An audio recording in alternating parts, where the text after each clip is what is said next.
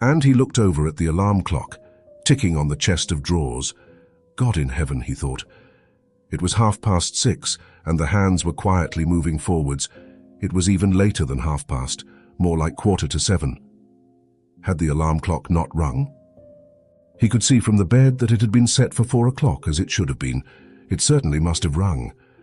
Yes, but was it possible to quietly sleep through that furniture-rattling noise? True, he had not slept peacefully, but probably all the more deeply because of that. What should he do now? The next train went at 7. If he were to catch that, he would have to rush like mad, and the collection of samples was still not packed, and he did not at all feel particularly fresh and lively. And even if he did catch the train, he would not avoid his boss's anger, as the office assistant would have been there to see the 5 o'clock train go.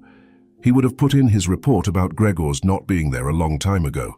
The office assistant was the boss's man, spineless and with no understanding. What about if he reported sick?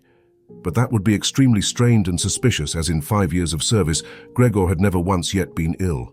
His boss would certainly come round with the doctor from the medical insurance company, accuse his parents of having a lazy son, and accept the doctor's recommendation not to make any claim, as the doctor believed that no one was ever ill, but that many were work-shy. And what's more, would he have been entirely wrong in this case? Gregor did, in fact, apart from excessive sleepiness after sleeping for so long, feel completely well, and even felt much hungrier than usual. He was still hurriedly thinking all this through, unable to decide to get out of the bed, when the clock struck 7:15. There was a cautious knock at the door near his head. "Gregor," somebody called. It was his mother. "It's 7:15. Didn't you want to go somewhere?" That gentle voice. Gregor was shocked when he heard his own voice answering. It could hardly be recognized as the voice he had had before.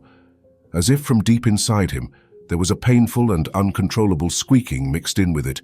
The words could be made out at first, but then there was a sort of echo which made them unclear, leaving the hearer unsure whether he had heard properly or not.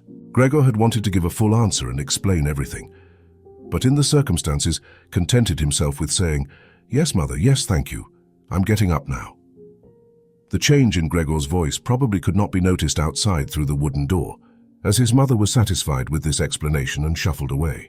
But this short conversation made the other members of the family aware that Gregor, against their expectations, was still at home, and soon his father came knocking at one of the side doors gently, but with his fist.